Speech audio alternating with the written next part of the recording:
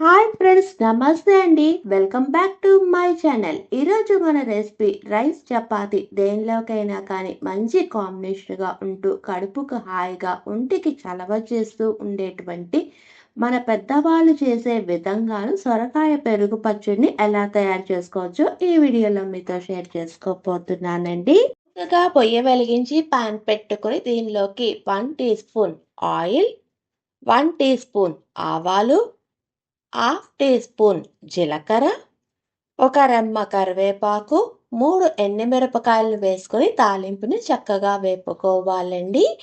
ఇలా వేపుకున్న తర్వాత దీనిలోకి ఇక్కడ చూపిస్తున్నటువంటి కప్పుతోని ఉడకపెట్టుకున్నటువంటి 1½ కప్పు సొరకాయ ముక్కలు అదే ఆనపకాయ ముక్కల్ని కూడా వేసుకొని ఈ నూనెలోని కదుపుకుంటూ ఒక 2 నిమిషాలు మగ్గించుకోవాలండి. ఇవి ఒక పక్కన మగ్గుతూ ఉంటాయి. వేరొక పక్కన ఒక మిక్సీ జార్ తీసుకొని దీనిలోకి మీకు రుచికి అనుగుణంగా పచ్చిమిరపకాయలు, 1 టీ స్పూన్ జీలకర్ర, శుభ్రం చేసుకున్నటువంటి 2 ఇంచీల అల్లాన్ని కూడా తీసుకొని కోర్సుగా గ్రైండ్ చేసుకోవాలండి. ఇలా చేసుకున్న దాన్ని ఒక బౌల్లోకి తీసుకుందాము.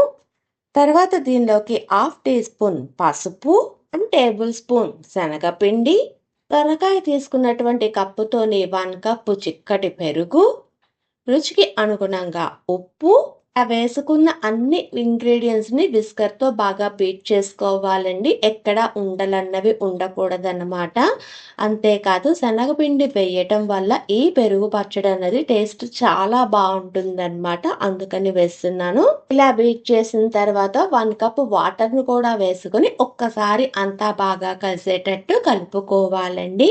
మజ్జిగని పక్కన పెట్టుకుందాము. తర్వాత మన ఆనపకాయ ముక్కల మీద కొంచెం సాల్ట్ అన్నది వేసుకొని ఒక్కసారి అంతా బాగా కలిసేటట్టు కలుపుకోవాలండి. ఇలా కలుపుకున్న తర్వాత మనం రెడీ చేసుకున్నటువంటి మజ్జిగను కూడా వేసుకొని అంతా బాగా కలిసేటట్టు కలుపుకొని మూత పెట్టుకొని ఫ్లేమ్ అన్నది లో టు మీడియం ఫ్లేమ్ మధ్యలోనే పెట్టుకొని కుక్ చేసుకోవాలన్నమాట. అంతేకాదండి, ఇక్కడ కుక్ అయిన తర్వాత నేను చూపించేటువంటి కన్సిస్టెన్సీ మాత్రం ఇలా ఉంటుంది.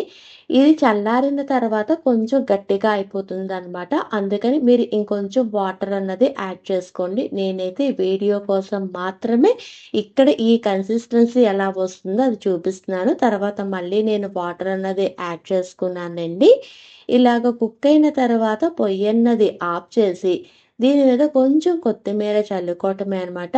అంతేనండి. ఇటు రైస్లోకైనా అటు చపాతీలోకైనా మంచి కాంబినేషన్గా ఉంటూ ఒంటికి హాయిగా ఉంటూ కడుపుకు చలవ చేసేటువంటి మన పెద్దల కాలం నాటి సొరకాయ పెరుగు పచ్చడి రెడీ.